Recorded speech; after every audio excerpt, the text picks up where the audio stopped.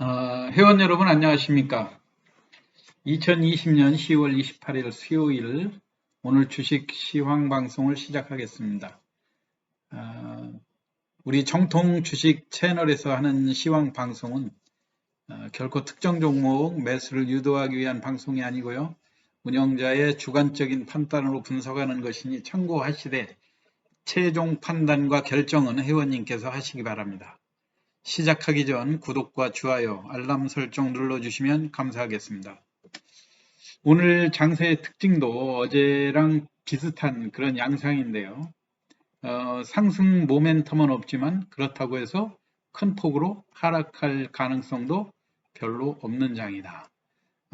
해외 시장 동향과 무관하게 내성이 많이 학습된 장으로서 또 과도하게 많이 빠지면 상승할 수 있다는 교훈을 오늘 또 보여준 장이었습니다.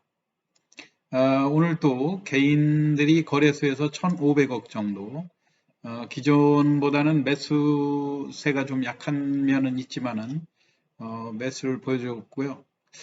코스닥에서 개인들이 계속 순매수를 하다가 요즘 오늘 반등해서 그랬는지는 몰라도 그렇게 큰 폭의 반등은 아니었음에도 불구하고 개인들의 매도세가 코스닥에서 나왔다고 하는 것은 대주주 지분 그 3억으로 축소되고 하는 이런 거에 대해서 개인들이 좀 보수적으로 대응하는 것이 아니냐 하는 인상을 강하게 받게 했고요.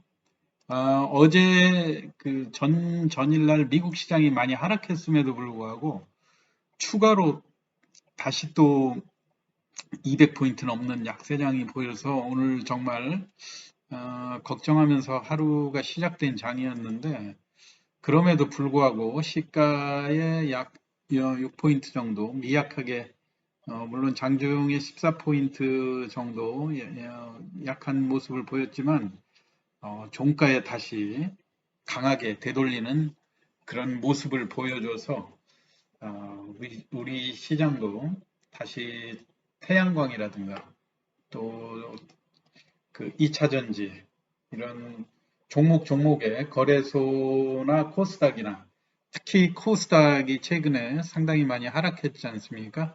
그래서 과도하게 많이 빠지면 반등한다고 하는 것을 많이 보여준 장이었고요. 오늘 특징 미국 대선은 뭐 어제하고 특별히 뭐 달라진 거 없고요. 일단 시간이 지나면 일단 부양책은 기대하지 못한다 하더라도 선거 그 전까지는 어느 것도 결정되지 않은 상태에서 갈 것 같고 선거가 끝나야 모든 것이 가닥이 잡히지 않겠느냐 하는 이런 분위기고요. 오늘 이건희 회장님의 장례식이 엄수됐는데요. 여전히 삼성그룹의 그 후계구도 이런 거를 정중동이라고 하죠. 조용한 가운데 과연 어떠한 움직임이 모색되고 있을까? 이게 이제 장례식이 끝나면 본격적으로 거론이 될 건데 그 상속세 마련이라든가 뭐 그런 거하고 관련해서 그 주말에 이 회장님 서거 이후에 월요일 장에서 삼성물산과 그 삼성전자 또 삼성 SDS 중심으로 해서 큰 폭의 반등세를 보였었는데요. 오늘 나란히 또 약세를 보였습니다. 삼성전자가 약세를 보이는 것은 물론 그 삼성생명이 보유한 삼성전자의 매물화 가능성이라든가 또는 그 상속세를 마련하기 위해서 불가피하게 매물이 출회될 것이라는 이런 기대들도 있었지만 그 마찬가지로 그 배당 시즌이 지금 들어오고 있는데도 삼성물산도 동반해서 하락한 것은 조금 의외의 반응으로 보여지고요. 아무래도 월요일 날 13%가 장중에 많이 올랐던 이런 폭들이 이미 10만 5천 원 선, 11만 원 미만에서 샀던 그 투자자들을 생각하면 자칫 잘못하면 또 매수가를 하회할 수도 있으니까 그거라도 일단 이익을 챙기면서 사태의 추이를 지켜보자 하는 이런 양상이 강하게 비쳤고요. 역시 삼성 SDS의 반응도 비슷하게 전개됐는데 이제는 기존의 그 이 회장님 돌아가시기 전하고 시세에도 뭐 크게 변동한 것이 없기 때문에 내일 이후에 본격적인 움직임이 나오지 않을까 그런 생각입니다. 오늘 그리고 삼성그룹의 후계 구도 못지않게 지금 이미 진행되고 뉴스로 가시화되고 있는 현대그룹에 대해서도 관심이 크지 않습니까? 삼성전자도 우리가 지분 관계를 볼 때 과연 삼성전자를 누가 가지고 있느냐 뭐 이렇게 보듯이 지금 현대그룹의 지배구조도 보기 위해서는 과연 현대차라고 하는 핵심 현대차와 현대모비스 이 관계라든가 이런 거를 보시면은 후계구도 그 지배구조가 어떤 식으로 변모가 될 건지를 살펴볼 수 있을 것 같아서 간략하게 설명드리고 가도록 하겠습니다. 현대그룹은 현대차의 지분이 일단 기아자동차가 현대차의 35% 지분을 가지고 있고요. 또 현대모비스는 현대차가 기아차의 지분을 35% 가지고 있는 반면에 또 현대모비스는 현대자동차의 지분을 21%를 가지고 있습니다. 그래서 실질적으로 현대차의 오너는 핵심 기업은 현대모비스를 중심으로 해서 현대차를 지배하고 있다 이렇게 볼 수가 있는데요. 이 현대모비스는 또 기아자동차가 현대모비스의 지분을 17%를 보유하고 있어서 그야말로 순환 출자 연결고리가 제일 확실하게 돼 있는 곳이 현대입니다. 근데 반면에 정의선 회장이 가지고 있는 그 현대차나 현대모비스에 대한 직접적인 지분이 미약하고 오로지 현대글로비스를 통해서 35% 지분을 가지고 있는데 단점이라고 하면은 현대글로비스가 현대차라든가 현대모비스, 이 삼성그룹처럼 삼성생명이라든가 삼성물산 이런 거를 중심으로 해서 그 역학관계가 있으면 좋은데 이 정의선 회장은 글로비스를 35% 가지고 있는데 직접적으로 이 글로비스가 현대모비스라든가 현대차를 장악할 수 있는 그런 구조가 아니지 않습니까? 그래서 최근에 나온 이야기가 현대모비스의 이 서비스 부분을 현대글로비스하고 서로 겹치니까 이 부분을 인적 분할을 통해서 그 현대글로비스와 합병을 한다 뭐 이런 이야기들이 많이 돌았었는데요.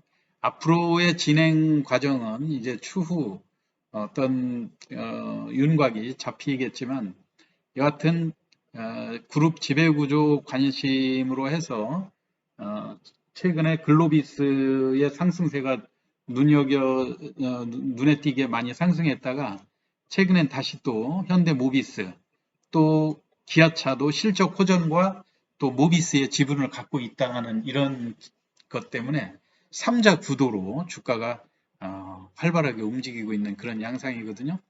특히 기아차의 상승세가 요즘 그 충당금까지도 설정했는데도 불구하고 놀라운 기업 실적으로 주가도 최근에 고점까지 상승하는 그런 모습을 보여주고 있기 때문에 향후 기아자동차의 상승을 눈여겨볼 필요가 있다고 생각이 됩니다. 그리고 어제 설명했던 코스닥과 거래소 통 종합해서 전일날 그 코데지 컴바인 같은 종목이 상한가를 기록해서 오늘 움직임이 어떻게 될 것인가 하는 것을 설명을 해 드렸었는데요. 어제하고 마찬가지로 전일날 보았던 그 차트 흐름에 크게 벗어나지 않는 이 코데지 컴바인이 이너웨어 일본의 유니클로를 대표할 수 있는 우리나라의 그 의류, 이 점유율을 점유할 수 있는 그 애국 관련주로 많이 묘사가 돼서 어제 4천만 주가 되는 거래량의 상한가까지 기록하지 않았습니까? 단지 과거에 상한가 한번 치고 시세가 조정했다는 것이 약점이어서 오늘 고점에 따라가는 것은 조심해야 되겠다 그랬는데 오늘 이 시황방송이 미리 노출이 돼서 그랬는지 몰라도 전혀 상승을 못하고 주가가 많이 하락하면서 그래도 크게 큰 폭의 하락 조정이 보이지는 않았기 때문에 어느 정도 에너지 충전을 거친 다음에 재상승을 모색하지 않겠는가 그렇게 생각이 되고요. 당분간은 조금 기간 조정이 필요할 걸로 생각이 됩니다. 그 다음에 어제 캐몬이라고 하는 종목도 그 SK 바이오시스하고 연관되는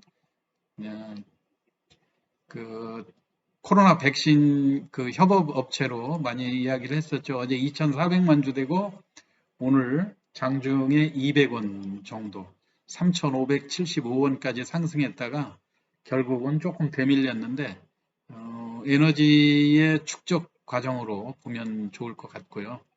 대개 이런 종목들이 요즘 아무리 좋은 재료라 해도 이어지지는 계속 이틀 연속 이어지는 경우가 별로 없다.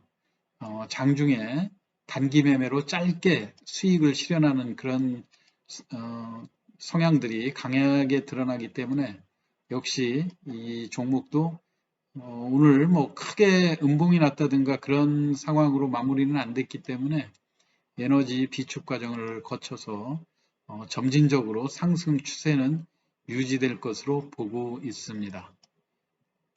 캐몬이라는 종목이 그랬고요. 국영 GNM이라고 하는 종목도 마찬가지로 환율이 그거를 이용해서 또 그 태양광의 집적 기술을 가지고 있다. 그 다음에 또 유력한 여당 후보군의 대선 후보 관련주로도 알려져 있어서 시장에서 거래량은 계속해서 줄지 않고 오늘 또 1,000만 주 이상 거래량을 보이면서 주가 변동성은 비교적 원활하게 움직인 편이었죠. 당분간은 단기 매매하기에는 좋은 종목으로 생각이 됩니다. 그리고 SY라고 하는 것도 음압 패널, SY 패널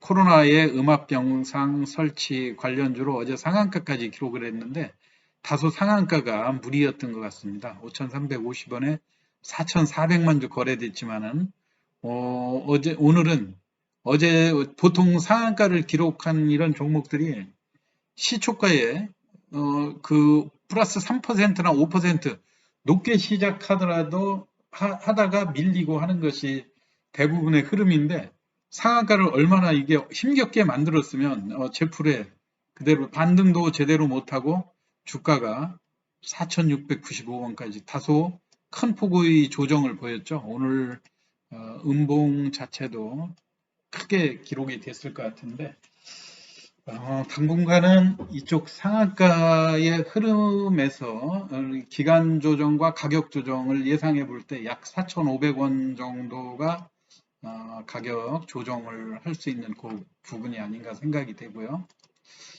여하튼 최근 흐름하고 다 맞는 종목이니까 거래량이 감소하는가 또는 주가가 하락하면서 거래량이 감소한다는 것은 시중에서 그만큼 패션이 상쇄되는 그런 상황이기 때문에 아직은 코로나 관련주들이 급박하게 에너지가 식을 수 있는 그런 상황은 아니니까 계속해서 눈여겨보시기 바라고요. 어제 그 SY 같이 급등한 종목보다는 그 신성 ENG라는 종목을 눈여겨보시는 것이 좋겠다 했는데 오늘 또 신기하게 이 종목으로 아침부터 강하게 출발을 했어요.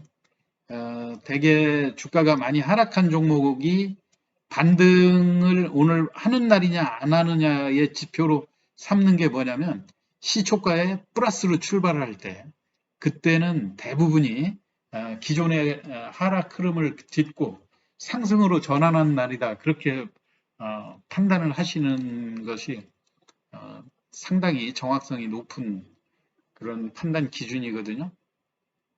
오늘 그동안 약세의 흐름을 보이다가 오늘 무려 1억 600만 주가 거래되면서 또다시 12%까지 급등하는 그런 양상을 보여줬습니다. 장중의 급등 양상은 20% 정도 3,270원까지 상승을 했었고요. 이런 종목들 다소 과도하게 하락한 측면이 있었죠. 3,700원서 기준으로 한다면.